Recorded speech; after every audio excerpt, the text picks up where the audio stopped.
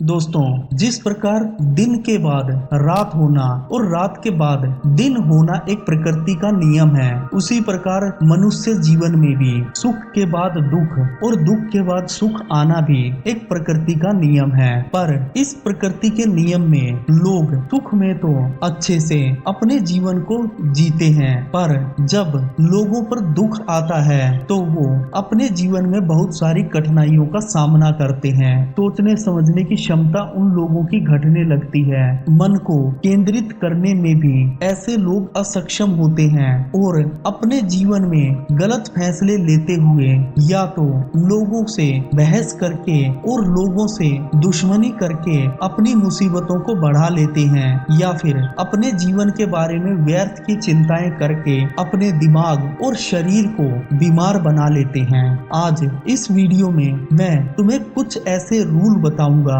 अगर तुम अपने जीवन में आज किसी मुसीबत से गुजर रहे हो, चाहे वो तुम्हारी ऑफिस की टेंशन हो, पढ़ाई के अंदर फेलियर, या फिर तुम्हारे पारिवारिक जीवन में कोई मुसीबत हो, ये नियम तुम्हें हर परेशानी से उबरने में मदद करेंगे। अगर तुम्हारे जीवन में कोई मुसीबत आज चल रही है तो कमेंट करके मुझे बताना ना भूलें। दोस्तों, जब भी किसी व्यक्ति पर मुसीबत आती है तो सबसे पहले उसको अपने जीवन में पहला रूल अपनाना चाहिए, और वो है सकारात्मकता बनाए रखना। इस जीवन में लोग इसलिए परेशान नहीं होते कि उन्हें कोई बीमारी है, पर बीमारी के बारे में सोच सोच कर और गलत अवधारणा बनाकर लोग हमेशा बीमार बने रहते हैं। उसी प्रकार जीवन में भी अगर तुम किसी प्रॉब्लम को फेस कर रहे हो और तुम उसके बारे में नेगेटिव विचार बनाते रहोगे तो धीरे धीरे वो प्रॉब्लम बढ़ने लगेगी।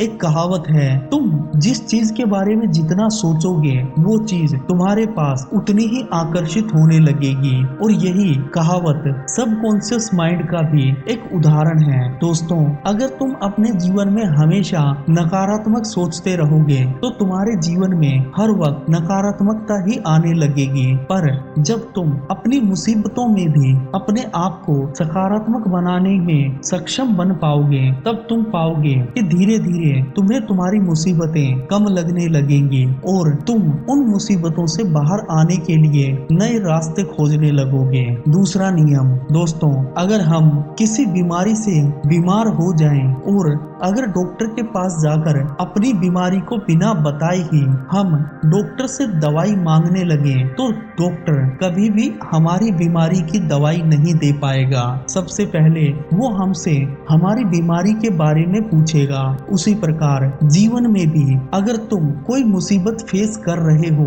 कोई फेलियर तुम्हारे जीवन में चल रहा है, या तुम किसी दुख दर्द से गुजर रहे हो, तो उसे एक डायरी में नोट करना स्टार्ट करो। सबसे पहले उस मुसीबत के बारे में लिखना स्टार्ट करो कि ये मुसीबत तुम्हें क्यों फेस करनी पड़ रही है, तुम्हारे जीवन में एक्चुअल में प्रॉब्लम क्या है और किन किन कारणों से वो प्रॉब्लम तुम्हारे जीवन में आ रही है। तुम्हें पैसे से संबंधित कोई प्रॉब्लम है, या फिर पढ़ाई से संबंधित, तुम्हारे बिजनेस में तुम कोई नुकसान फेस कर रहे हो, या नौकरी में किसी दूसरे कर्मचारी की वजह से तुम्हारे जीवन में कोई प्रॉब्लम चल रही है। जब तुम एक डायरी के अंदर अपनी परेशानी को अच्छे से लिखना स्टार्ट करोगे तब तुम पाओगे कि तुम्हारी 50% मुसीबत उसी वक्त खत्म हो जाएगी, क्योंकि तुम्हें और तुम्हारे दिमाग को एक्चुअल में ये पता लग चुका होगा कि तुम्हें किस कार्य पर फोकस करना है और किन किन वजह से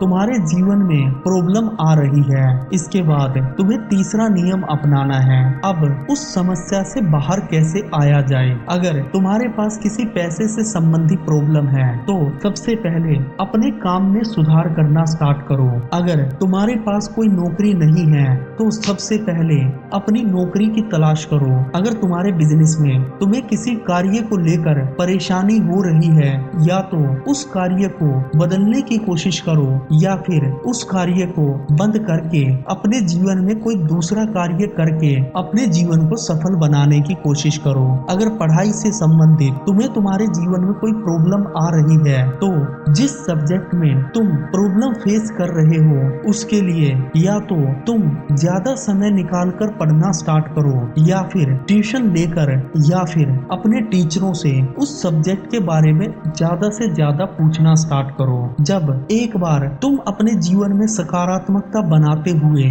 अपनी प्रॉब्लम को फाइंड आउट करके उनको सोल्व करने का कार्य स्टार्ट कर दोगे तो तुम पाओगे कि धीरे धीरे तुम्हारी मुसीबतें तुम्हें शून्य दिखाई देने लगेंगी और तुम ठंडे दिमाग से उन मुसीबतों से बाहर आने का रास्ता खोज पाओगे। अंत में मैं सिर्फ तुमसे एक ही बात कहना चाहूंगा, रख हौसला कि वो मुकाम भी आएगा, प्यासे के पास तलकर समुंदर भी आएगा, थक कर ना बैठ ए मेरे मंजिल के मुसाफिर, मंजिल भी मिलेगी और मिलने का मजा भी आएगा। दोस्तों, अगर वीडियो अच्छी लगी है तो वीडियो को लाइक करें, शेयर करें और अगर चैनल पर नए हैं तो चैनल को सब्सक्राइब करें। जय हिंद दोस्तों।